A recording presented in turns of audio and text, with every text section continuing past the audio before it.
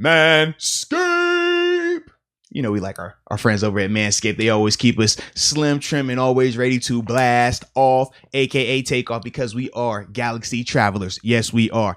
But ladies and gentlemen, this show, like a lot of our shows, are brought to you by Manscaped, the leaders in below the waistline grooming. They specialize in keeping those delicate twins smooth, gentle, and friendly. User friendly, right? That's a nice way to put it. User friendly.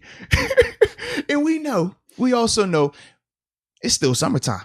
And during the summer, we got the hot guy summer. And more importantly, the performance package for those hot guys, which we're actually going to be giving two of those away in a little bit on this show.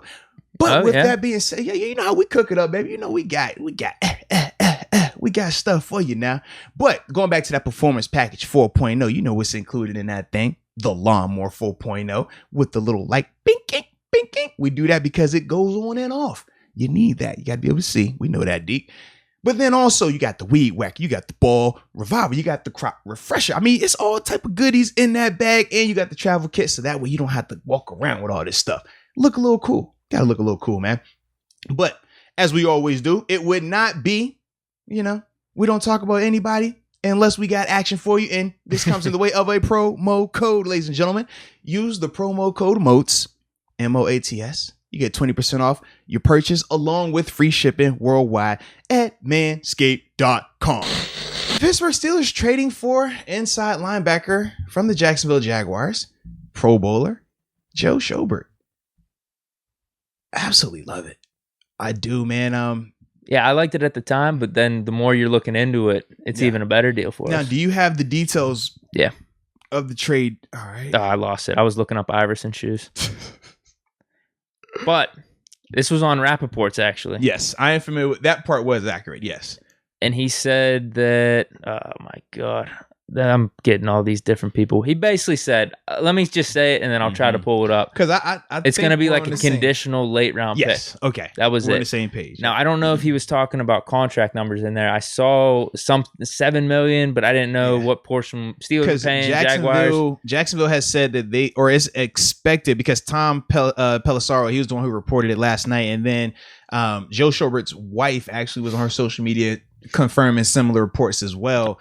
But I got it officially. Oh, okay, perfect. Yeah, send late round pick compensation. So I'm sure that is going to depend on how the Steelers finish up, or how many tackles Schobert has, or something like that, just based off his play. But then they just say Schobert is due $7.3 million this season, fills a big need. So I guess we're taking on all that, unless another report comes out that we're splitting it. But we have the cap space. Yeah, we definitely do, man. Yeah. So the biggest thing in terms of why he's available, he just signed the new deal, right? The deal was what? Was it 3 years or 4 years? I think it was 5 for 53. I want to say like 53.6 million or something. Actually, like I have it right here. Yeah. I could double check. All right, now it's not loading. All right, yeah, it was 5 years. 5 years. Was it 53.6 mil?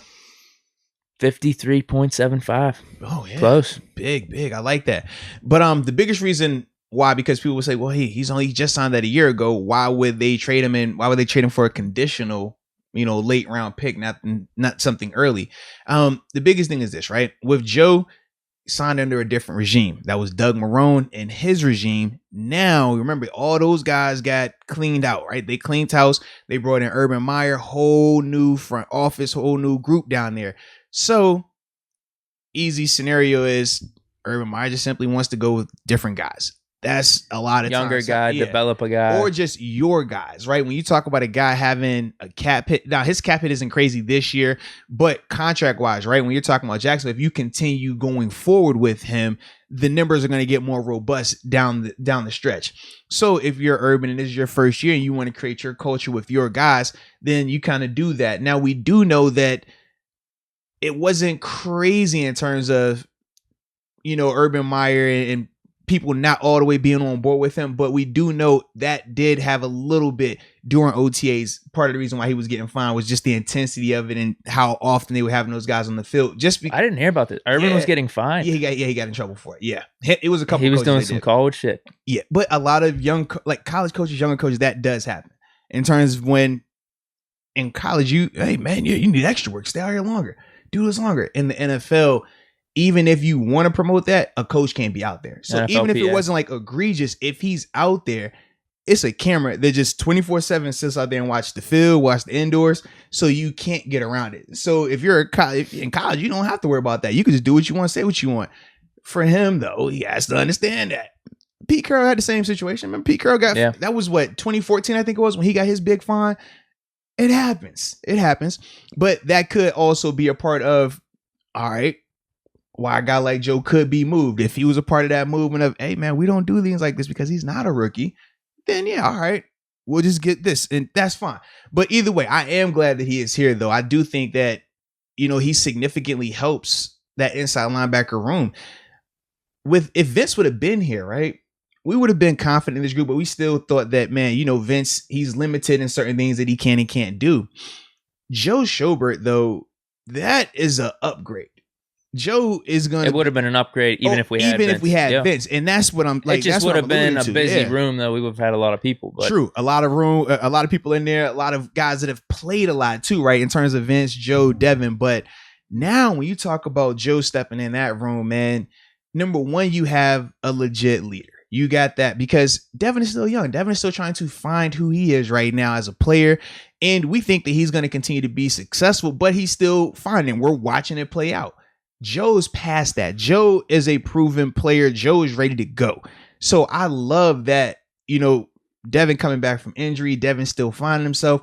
We're going to have a little bit more, or not a little bit, a lot more seasoned player next to him, both as a productive player and as a guy who's been in the league, has seen some ball, been a part of multiple organizations. So he has a different perspective.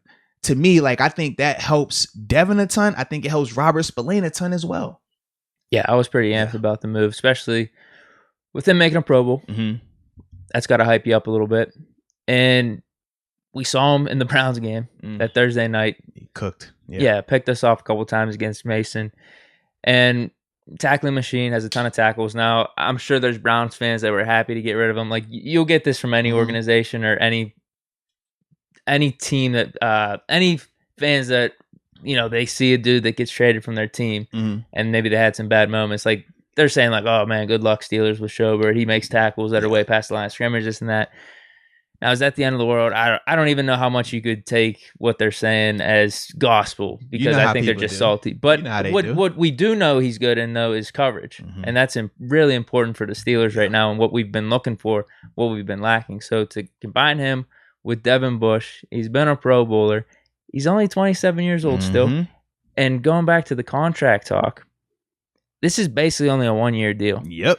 Because after this season, there's an out and there's zero dead cap for the rest of this season. So the whole 5 years, $53 million, this was, what did we say about Le'Veon's contract? Yeah. Monopoly money. That's essentially what it is. Because all we're on the hook for is this year. We could cut him next year. Yeah. Or maybe, who knows, maybe there's a restructuring. But if we cut him and then we sign him to a new deal, that's probably more likely in my opinion.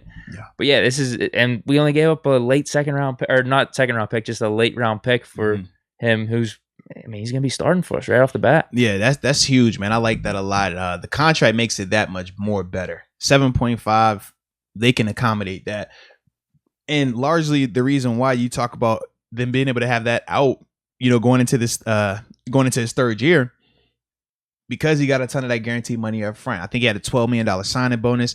So you think about how much money he's probably seen he'll see about 20 plus mil in those first 2 years once it's all said and done. So it's perfect for us to be able to hop in like that. And it was one of those perfect storms.